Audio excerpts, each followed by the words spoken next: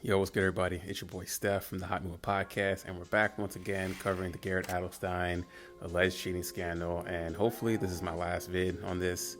And let's get into it, man. So, Garrett had posted a link to the LA Times interview that he had did this past Tuesday. And, to be honest with you guys, I don't know what to make of this article. I am a fan of Garrett, but the article basically, it just goes through the fact that, Garrett believes he was a victim of cheating, and that, he kind of goes back to a story of when he first started playing high stakes cash games at private events, and, he was cheated then, and now he basically is saying that, he really doesn't trust live stream poker, and he doesn't want to play any poker for the time being until he feels there's like a more tangible or a better way of securing these live streams. And I think that's not fair. There was a situation at Hustler Casino where obviously the hand was played, a Jack 4 hand was played in a very bizarre scenario, right? That in itself is isolated. And then we have the, potential collusion, relationships, whatever at the table. And again, this all goes back to not having proof. Now, look, I support Garrett. This is not a hit piece on Garrett or a hit piece on Hustler Casino or even a hit piece on Robbie Lou, right? I think in this situation, I think other people have tried to be fair and be objective, and I want to be fair and objective too. And I'm going to be honest with you guys. Robbie Lou, to her credit, she has been, being on a couple live streams or have done a couple interviews already, and she has. It looks like she's done a lot to try to clear her name. I know we may feel a certain way about her. We may feel that she's not that good of a player. She comes across as kind of very ditzy, a little arrogant. Look at me, kind of ish. Hey, I can see where her personality may kind of make her seem kind of like a villain in the situation, right? But look, she played a hand. It was a stupid play. She won. It was the most bizarre hand I think a lot of us has ever seen live, at least, especially if we haven't seen it. We don't know what kind of hands are played in these private home games, but hey, this hand was the most bizarre we've ever seen. So of course it's going to naturally raise speculation. And considering the fact of the relationships that she's had with players at the table, especially with Rip, behind the scenes, and also with a member of production stealing money off her stack, there was a lot of smoke, right? And this situation brought about a lot of different questions and questioning the validity of the stream and what happened that day, which is totally fine. But again, there hasn't been a definite smoking gun. So back to this article, I don't know what Garrett is really trying to convey here. This article, he doubled down, but he really didn't double down with any new proof or anything like that. I believe he said that his lawyer said, hey, don't show any information yet that's linked to the cheating, whatever. But is there really any information that he has? I get it. I totally understand why Garrett feels the way he feels. But again, it was such a bizarre hand, and a bizarre hand being played, and also the different player relationships. Still, Hustler hasn't come. I feel if Hustler found the smoking gun on any way of cheating, they would have already have put that out there. They're looking, they're doing their investigation. Again, I don't think they should really be streaming games until really this has been settled and they really have said, hey, we've done our full investigation. This is our finding. Here, guys, we haven't found any cheating, but this is it. We're done.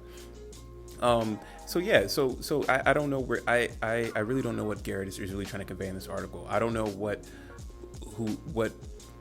level of sympathy or empathy we should give to him based on this article. This article really didn't move the needle in any way. And again, he's been quiet. He last week he posted his form, or posted on a forum about all the potential things he saw all the things he saw in the video that possibly led to him being cheated out of that pot. And again, even in those clips, everything is still circumstantial. Yes, very odd, very bizarre, very suspect, but again, no smoking gun. And I think that, we're probably never going to get to that point. I know a lot of guys have said that, and I agree. I think, in my opinion, I think this is over. I think this case is over and done. I don't think that we're going to get any more than what we've gotten already. I think when Hustler finishes their investigation, they're going to say that, hey, we didn't find anything, and the ball's going to be back in Garrett's court. And again, Garrett put himself in this situation with such a strong statement. And again, I think Nick Vitucci was referenced in this article saying that, hey, if Garrett had a second chance to maybe handle it differently that evening, he would have maybe had a different statement instead of coming out so strong about cheating. Yes, we all saw it. It all looked bizarre. It looked very odd for that hand to be played. But again, we don't have any smoking gun. And I think Garrett, he's saying that, he's pretty much put his poker reputation on the line, credibility, all those things, and he has. And he's going to have to down this sword. And, I think he mentioned in the article that, Live at the Bike wanted to try to work with him or let him still do poker. Stay away from Live at the Bike. You know what I'm saying? Keep your head low. And anything before you play, you need to come out and say, hey, maybe I jumped the gun. I was wrong. I don't really have much proof. I just felt the scenario was off. My bad for accusing Robbie of cheating and Hustler Casino probably not, or kind of making it seem like Hustler Casino wasn't running a tight ship.